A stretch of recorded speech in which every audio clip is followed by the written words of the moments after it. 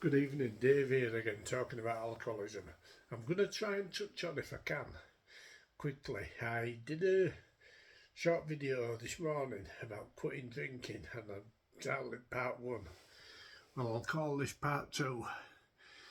Quitting drinking, right? Let's imagine we've quit. You've put the drink down. You've seen your doctor. You've got all your medication you need. You're a couple of days into stopping drinking. You've got all the medication, you've seen your doctor, you aren't going in hospital, you're dealing with it at home, or you might have gone in hospital, whichever one you prefer. You've got stocked up on your tobacco if you smoke, your pop to drink, your juice, your sweets, your chews, just to keep that craving away. Get plenty of sugar as well. Put sugar in your tea and coffee. Put plenty of it in it. I normally put about 5 or 6 spoonfuls in each cup when I'm quitting drinking. Because it does halt the craving. And just try and get on with things. Now we're a couple of days into stopping drinking. We're quitting. We've quit. We've done the first day. We've gone through hell. We're shaking. We're shivering. We've got the medication off the doctor. We've got the Librium, which helps with it, the chlordiazepoxide. We've got that. You started taking it. It's just starting to take effect. You're craving drink. You're thinking about drink. Whatever you do, don't pick up a drink.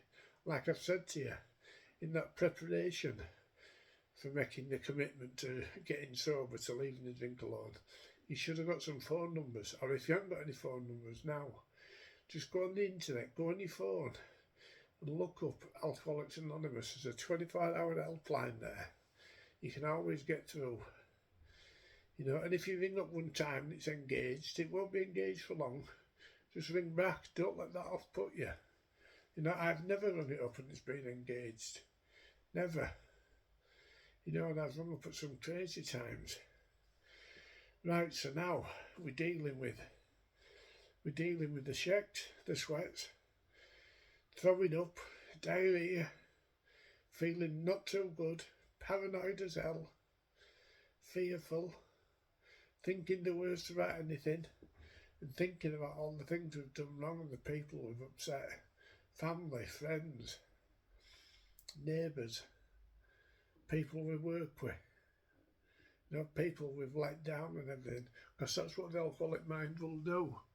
It will get you going over the worst possible event. It's paranoia and anxiety. That's your mind trying to tell you the only way you're going to get rid of feeling like this is to have a drink. Well, don't have a drink, because it does pass. It might last 2 or 3 or 4 or 5 days. But you can ride it out. Ride it out, because then it'll lift, you'll start to come round. But don't let that paranoia, that anxiety that drink causes, when you stop drinking, you will be very fearful.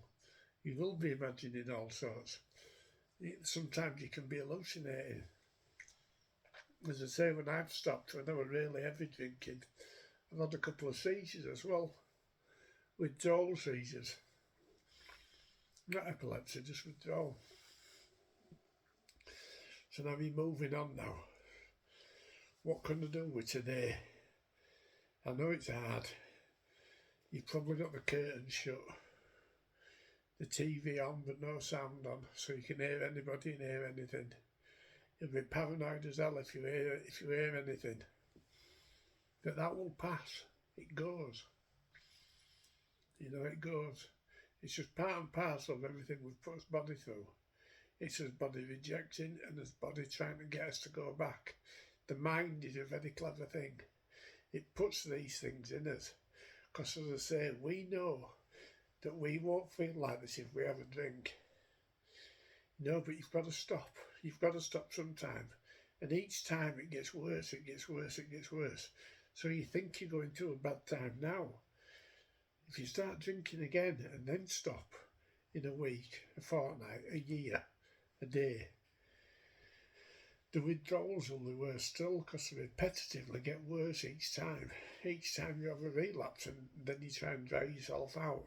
get yourself sober. It gets worse and worse. You know, do something, if you can, do something nice. As I say, you should have a list of phone numbers there.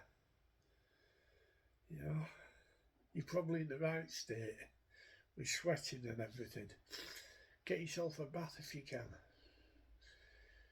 You know, you might be getting sober, you might not have your own place.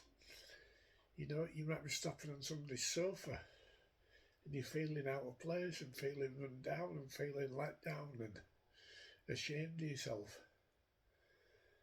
You know, well, don't.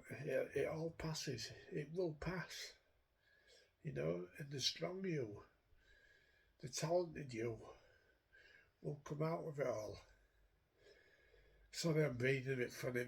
My lung disease, my COPD's playing up a bit tonight. So I'm gasping for breath. I'm finding it difficult to breathe.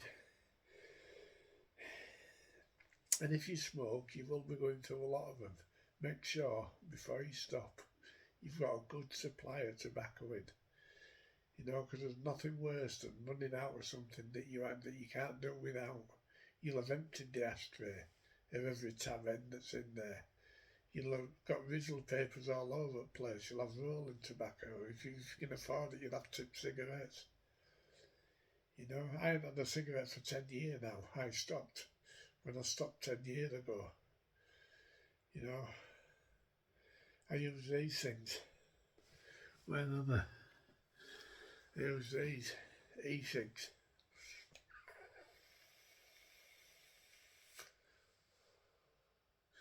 I wouldn't have been able to stop smoking without them. So I was smoking 40 or 60 cigarettes a day. And I was smoking Park Drive and Senior Service, the old-fashioned cigs and Capsule full strength, tipless. Knock the stuffing out of you, just one of them if you've never had one. But that's what I was smoking. You know, I'm not proud of it and I'm not bragging about it. That's just what I was smoking. That was my cigarette choice, 40 to 60 cigs a day for nearly 40 years. No wonder I've got lung disease. Anyway, I hope you've managed, or you've got the confidence to ring AA up. Because I don't know where you are, you could be anywhere, but it's worldwide. If you ring AA up, somebody will offer to pop round and see you.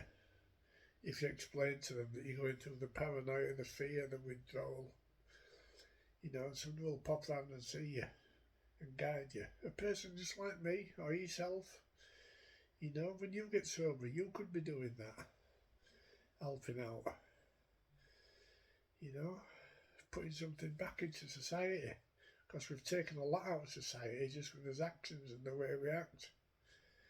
You know, so you've basically got on top of it now. You've quit drinking. You might only be a day, 6 hours, an hour, 2 days, 3 days, a week, a fortnight. You'll still be feeling rough and ropey, but it does get easier. You know, your confidence will come back. It will come back to you. Right, I'm going to leave it at that. I will be on tomorrow morning about 7:30. And if I'm up earlier than that, which I usually am, I'll probably do a little video for those people, for those folks that are up till night, can't sleep, or people that are in a different country with a different time scale. Right, I'll leave it at that.